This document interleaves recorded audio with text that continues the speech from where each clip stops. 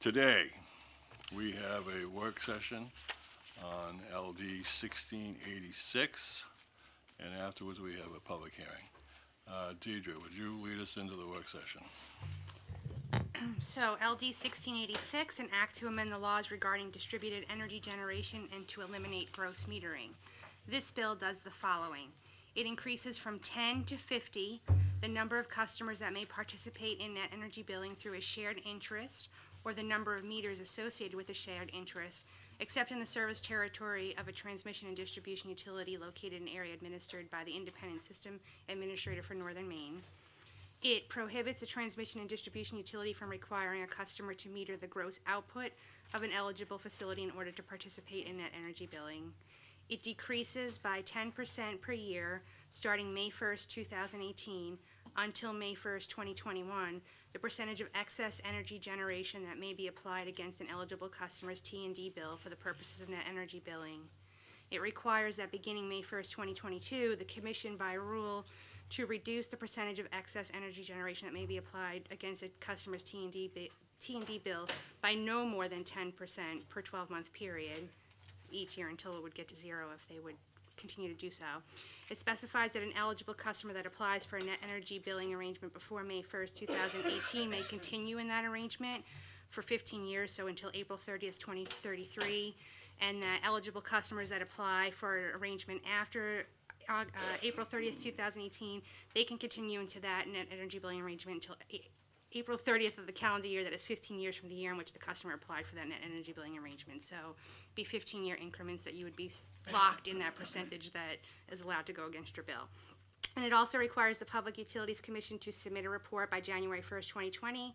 That needs to include recommendations on how to transition from net energy billing to either time of use rates, market-based rates, or other rate design options, including an analysis of costs and benefits of net energy billing, as well as how those costs and benefits compare to any recommendations the Commission makes in this report. So those are the basic points that the bill makes, and we haven't received any preliminary fiscal impact statements yet, and I don't believe we had any amendments offered at the public hearing by the sponsor.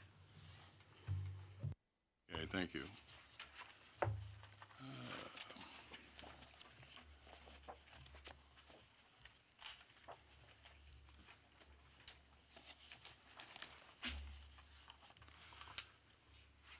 Representative Berry. Thank you, Mr. Chair. For the purpose of advancing our work and anticipating that there will be discussion, I hope there is, I would like to make a motion. The motion ought to pass as amended. The amendment being simply to exempt consumer-owned utilities.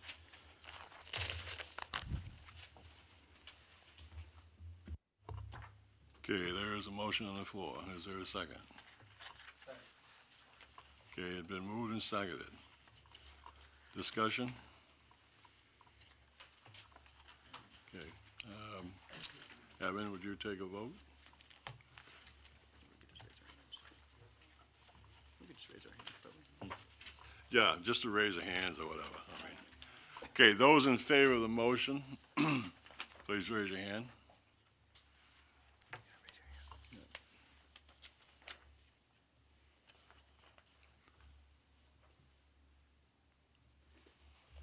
Those opposed?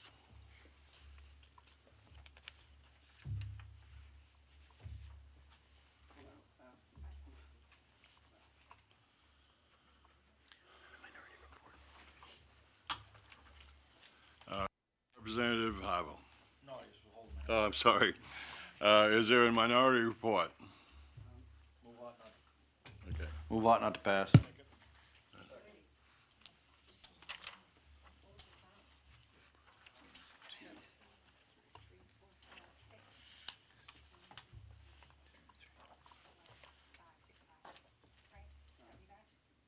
So no motion is needed.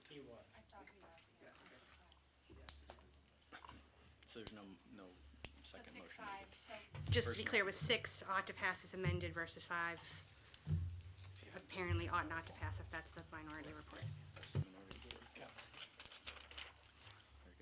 Can I just ask a quick clarifier on that? Is it exempting COUs from energy billing at all, or just a portion of the 10 to 50 shared interest piece? or the whole thing? I was actually struggling to find their testimony. I have it, so based on that testimony? Correct. Okay. Thank you.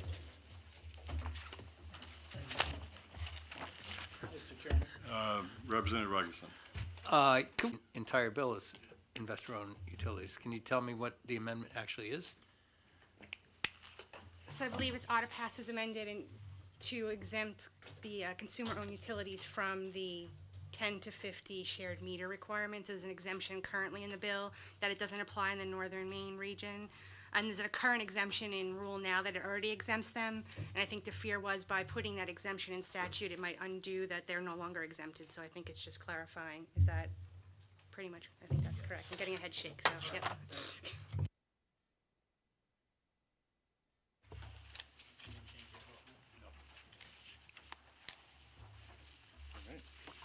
Okay, that concludes our work session. We'll go into,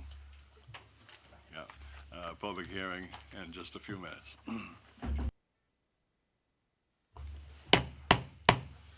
Good afternoon. This is the Energy Utilities and Technology Committee. I'm Dave Woodson, Senate Co-Chair, representing District 33 and York County. We will begin by introducing ourselves, starting with Representative Hanley. Good afternoon. I'm Jeff Hanley. I represent District 87, Pittston, Alna, Wiscasset, and Randolph. Hello, I'm Tina Riley. I represent Jay, Livermore Falls, and part of Livermore, House District 74. Lance Harville, represent District 113. How are you? Nate Wadsworth. I represent District 70, where our temperatures have ranged from 30 below to 60 above in the last week. Good afternoon. I'm State Senator Andre Cushing. I represent 15 communities in southern Penobscot County. Good afternoon, Representative Dean Rikerson, District Number 1, Kittery, Maine's first port. Good afternoon. My name is Beth O'Connor. I represent House District 5, which is Berwick and part of North Berwick. Good afternoon. I'm Janice Cooper. I represent the towns of Yarmouth, Chebeague Island, and Long Island, which is House District Number 47. And my name is Seth Berry. I represent House District 55, which is Bowdoin, Bodenham, Richmond, and beautiful Swan Island on the Kennebec. Our committee analyst, Deirdre Schneider, is in front of me, and our committee clerk, Abin McGuire, is behind me. He's in charge of all the communications for the committee, and she's in charge of our legislative policy work and the language that we craft here. I do have one general announcement about work sessions in general, which I can get to after we complete our introductions. All done. Okay, so I'll go right to that. Before we go into our work session today, obviously this is our first work session of the second session of the legislature. We are very interested in making sure that things run as smoothly as possible, and I just want to remind everyone on the committee that the rules of the committee are the joint rules of the legislature, with the small exceptions that we laid out in writing at the beginning of the first session of the legislature. Those are available from our committee analysts if you don't have a copy in your desk still.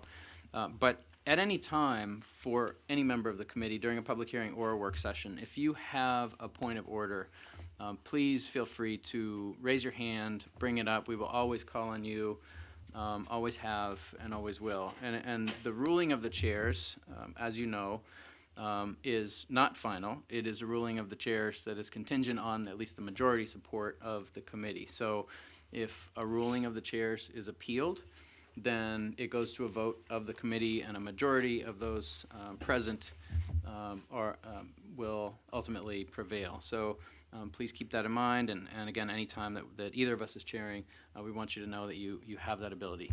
Thank you. Thank you. Also, there are various issues floating about in the Capitol here on procedure and policy, et cetera, et cetera. It is not this committee's, in my opinion, place to decide whether things are being handled properly with the Legislative Council or other areas, okay? We handle energy crisis issues, and if you want to state that you don't feel a certain bill meets the requirements, that's fine, but we're not going to get into an argument over how things got here, all right? And I would appreciate if we could work under those guidelines.